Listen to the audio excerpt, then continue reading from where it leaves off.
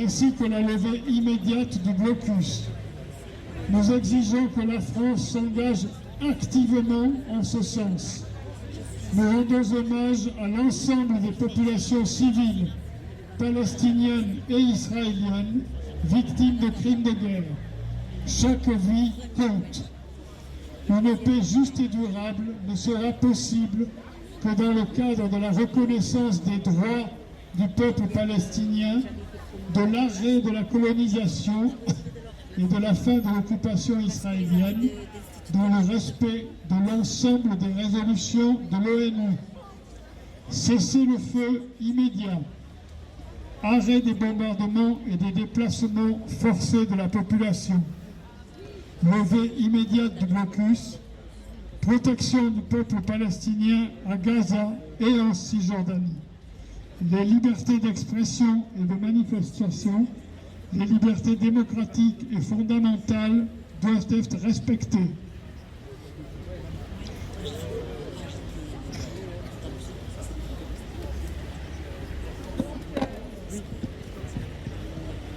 Donc c'est sur ces bases que toutes les organisations qui appelaient à ce rassemblement se sont réunies. Nous avons souhaité tous et toutes faire entendre des voix de Palestine parce qu'on ne les entend pas assez. Notamment la voix de notre ami Ziad Medouk. Ziad Medouk est professeur de français à l'université de Gaza. Il est également le fondateur du Centre de la Paix. C'est un ami, nous a invités à Gaza, nous a reçus une semaine là-bas, c'était en 2005, et a assuré le rôle de traducteur puisqu'il a fait en sorte que nous rencontrions le plus possible de responsables politiques divers et variés, mais surtout des gens de la société civile, que ce soit à Gazaville ou dans les camps de réfugiés. Bon, on reprend l'autre. Donc, vous devez savoir qu'à Gaza, la majorité de la population, ce sont des réfugiés qui ont été chassés en 1948 de leur village.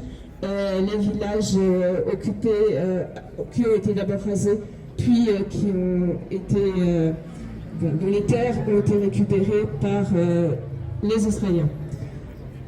Donc Ziad a été, vous l'avez peut-être entendu, il a été interviewé souvent sur divers médias français, trop peu sans doute, mais quand même. Et peut-être certains étaient-ils en 2014. 2014, c'était une année où il y a eu également des bombardements, moins intensifs certes que cette année, mais quand même. Et nous avions organisé avec nos amis d'Arbas une grosse soirée consacrée à Gaza. Nous avions fait un duplex avec Ziad à cette occasion. Il est malheureusement impossible de réaliser ce duplex en ce moment. Ziad a expliqué que sa façon de résister, c'était de rester dans sa maison. Il est donc resté dans le nord. Il est encerclé. Les chars, aux dernières nouvelles que nous avons eues il y a 2 jours, était à 200 mètres de sa maison. Nous espérons avoir prochainement de ces nouvelles, mais nous sommes très inquiets. Il n'a évidemment plus de nourriture, pratiquement plus d'eau. Sa famille a été évacuée vers le sud, ses enfants, sa femme. Il n'a plus de nouvelles d'eux. Et voilà. Donc désolé pour mon émotion, mais... Donc Ziad, nous allons le faire entendre de 2 façons. Par l'intermédiaire de petits textes qui racontent un peu sa vie quotidienne.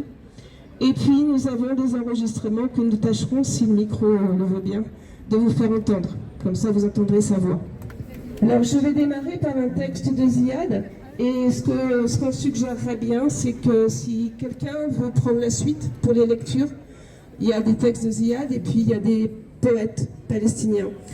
Un poète réfugié au Liban, qui fait partie des réfugiés palestiniens au Liban, un poète palestinien, un autre poète également. Donc si quelqu'un veut prendre la suite après, ce sera volontiers que je céderai ce micro récalcitrant. Alors je commence par un texte qui est comme une poésie libre de Ziad. Quand le mot espoir devient luxe à Gaza et le mot vie, fortune. Le bonheur est trésor, le sourire, un passé lointain. La tristesse, réalité absolue. Être heureux à Gaza est miracle. Un verre d'eau, diamant. Et un médicament, monnaie rare. Un morceau de pain bien fait. Une minute d'électricité est richesse. Une connexion Internet, même limitée, est une chance énorme. Dormir 2 heures par jour sous les bombes est avantage. Obtenir un peu de nourriture est défi. Avoir les nouvelles de sa famille, exploit. Rassurer les amis, réalisation. Trouver un refuge sur cette terre brûlée est rêve irréalisable.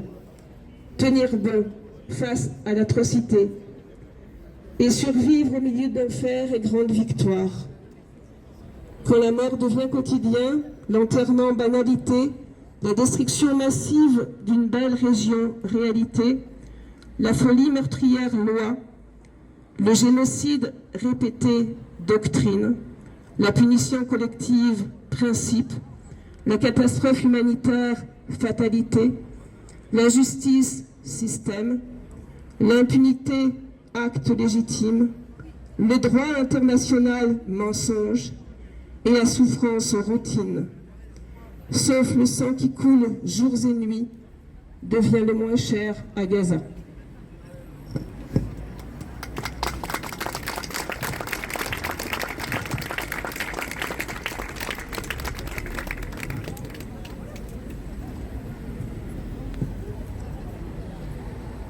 Je dis aux médias, je ne vous demande pas d'être pro-palestinien, ni pro-justice et pro-vérité.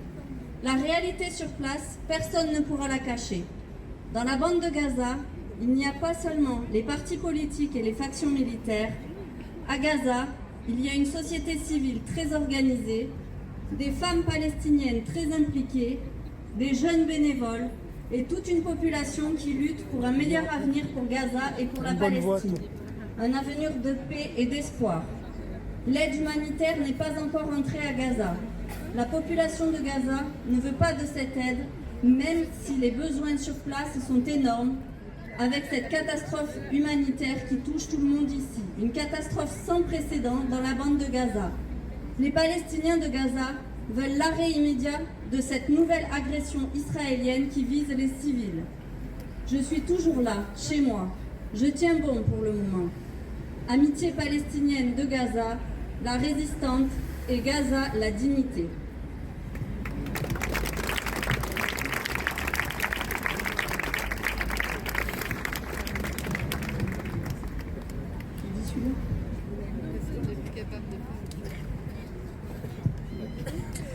Bonsoir de Gaza. Il est 21h ce mardi 24 octobre 2023. Je vais bien. Le Palestinien est comme l'olivier, symbole de paix, d'espoir et d'attachement à sa terre. Impossible de le déraciner en dépit de l'horreur absolue. Le peuple palestinien est déterminé, courageux et patient. Il donne toujours de son sang pour sa liberté et pour ses oliviers et sa terre. Il meurt debout et il vit digne. Ici, notre terre, nous ne partirons pas, malgré les crimes et les massacres. 18 jours de crimes israéliens répétés. Très difficile de décrire cette situation dramatique dans cette région dévastée, mais 18 jours de résilience et de résistance, de fierté et de patience. Amitié palestinienne de Gaza, la dignité. Il est 20h ce lundi 30 octobre 2023. Ce matin, j'ai arrosé le citronnier de notre maison avec un peu d'eau. L'eau est rare à Gaza, mais il faut absolument que nos arbres poussent et poussent en Palestine, car ils sont le symbole de la paix, de l'espoir et de la terre. Ils ont oublié, ces haineux, que nos oliviers et nos citronniers sont plus anciens que l'occupation, la colonisation et le régime d'apartheid.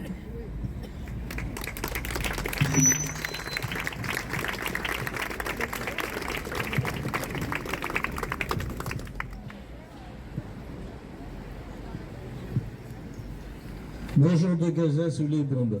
Il est 15 heures ce jeudi 2 novembre 2023.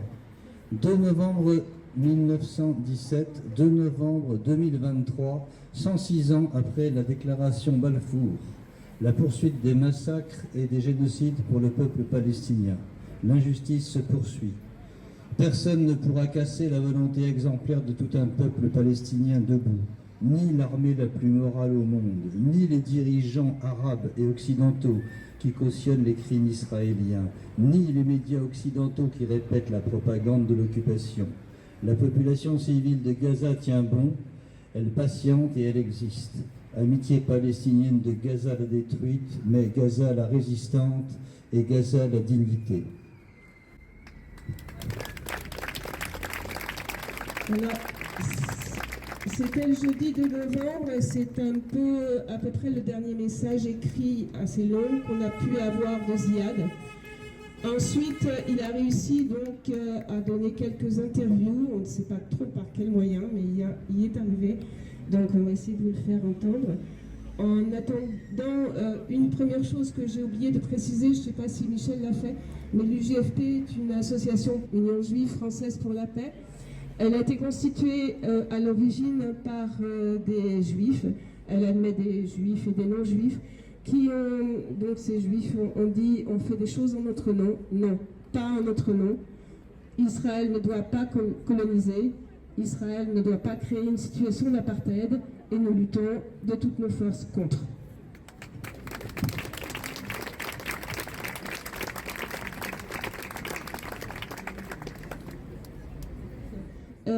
Une proposition a été faite par une des personnes de l'organisation de continuer à venir ici les mercredis tant que le cessez-le-feu n'aura pas eu lieu.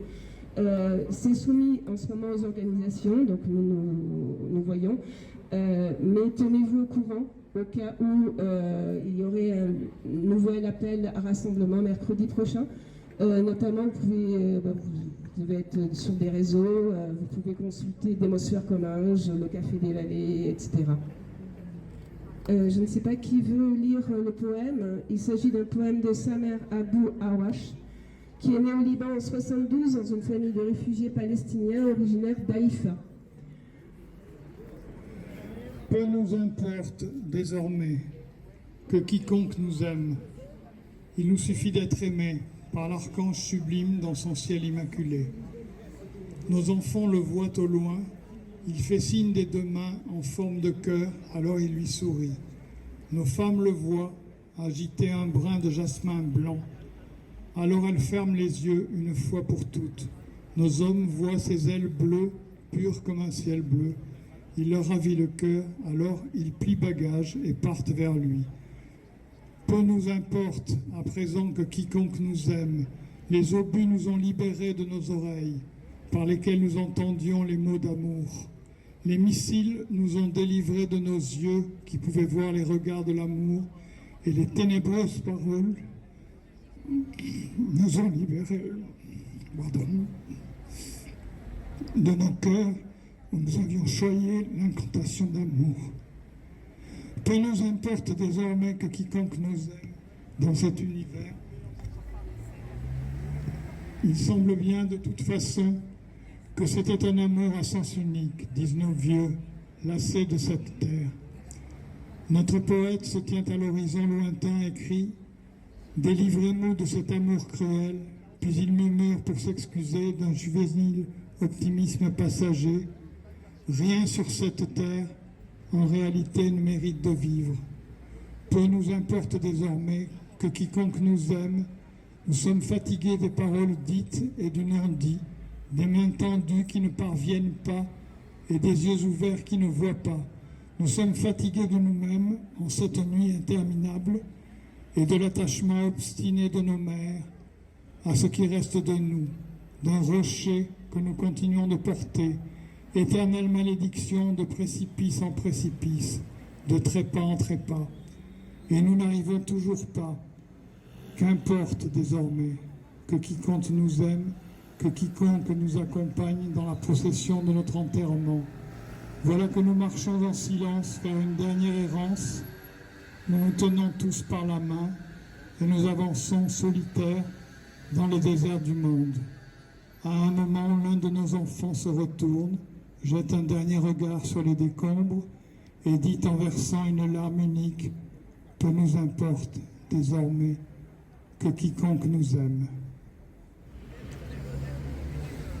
Là, nous sommes le samedi 11 novembre 2023. Les chars israéliens encerclent l'hôpital Shifa, le plus grand hôpital de Gaza. Ils ne sont pas encore pénétrés à l'intérieur, mais ils sont en train de bombarder et lancer de phosphore blanc autour de l'hôpital Shifa. Ils veulent mettre la pression sur le cadre médical, sur les déplacés, parce qu'il y a 20 000 déplacés, et les patients. Il y a 10 000 blessés et 5 000 patients et malades chroniques. Situation dramatique. Les chars israéliens encerclent l'hôpital Shifa avec des bombardements intensifs par les aviations militaires israéliennes autour de l'hôpital. Il y a beaucoup de morts, beaucoup de blessés palestiniens et jusqu'à maintenant ils sont pas pénétrés. Il est 6 heures ce samedi 11 novembre, mais on entend de chez moi j'habite à 2 km de l'hôpital Shifa, on entend le bruit très fort des bombardements, des bruits des chars israéliens qui lancent des missiles. Il y a le phosphore blanc parce qu'on voit dans le ciel de Gaza le phosphore blanc lancé sur les patients, les blessés, sur le cadre médical de cet hôpital, le plus grand hôpital Shifa de Gaza, au centre-ville de Gaza. Et ils veulent semer la terreur, mettre la pression sur les patients, sur les déplacés et empêcher les ambulances parce que malheureusement les ambulances, quand il y a un bombardement dans un autre quartier, ils ne peuvent pas venir parce que les chars encerclent. C'est interdit de sortir, d'entrer à l'hôpital. Situation dramatique pour les patients, les déplacés, pour les médecins, infirmiers, le cadre médical qui vit une situation dramatique, en plus de la population civile qui entend donc la dignité, Gaza, la vie et Gaza, l'espoir. À l'occasion de cette nouvelle année 2017, je vous souhaite toutes et tous une bonne et heureuse année 2017, une année pleine d'énergie, de joie, d'amour, d'espoir pour tous les amis partout dans le monde, notamment les amis et les solidaires francophones, solidaires de notre cause de justice. C'est vrai, l'année 2016 a été une année dramatique pour le peuple palestinien, notamment pour les Palestiniens de Gaza, avec le maintien du blocus israélien inhumain, avec la poursuite des bombardements israéliens, avec la situation stagnante qui n'a pas changé. Une heure de soleil en prison, des nuages qui imitent une volée de créatures, les acclamations d'un peuple pour ceux qui montent souriant vers leur mort, et la peur qu'inspirent les chansons aux tyrans. Sur cette terre, il y a ce qui mérite vie. Sur cette terre se tient la maîtresse de la terre, mère des préludes et des épilogues. On l'appelait Palestine. On l'appelle désormais Palestine. Madame, je mérite la vie, car tu es madame. Notre pays est le cœur de la carte, son cœur troué comme la pièce d'une piastre du marché des ferronniers. Alors, inscrit en tête de première page, moi, je ne hais pas mes semblables et je n'agresse personne. À un tueur, si tu avais regardé le visage de ta victime et réfléchi attentivement, tu te serais peut-être souvenu de ta mère dans la chambre à gaz. Et tu te serais libéré des préjugés du fusil et tu aurais changé d'avis. Allons. Ce n'est pas une raison, ce n'est pas une façon de restaurer une identité. J'en profite justement à l'occasion de ce poème de Maroun Darwish pour rappeler aussi qu'en Israël, nous avons des camarades qui luttent contre la colonisation. Chapeau à eux parce que c'est pas facile. Cessez le feu. Cessez le feu. Cessez le feu. Cessez le feu.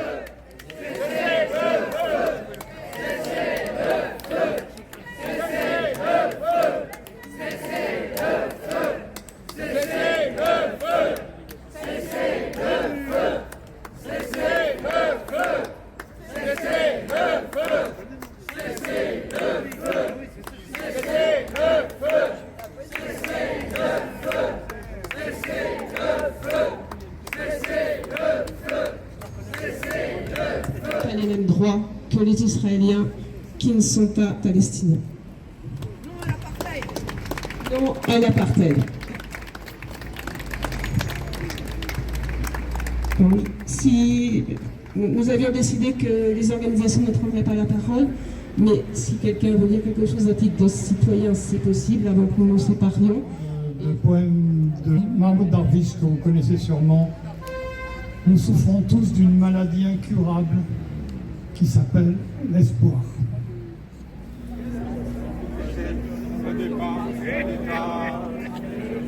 Il existe et il vit sous la botte, le plus puissant que soit la terre indépendance.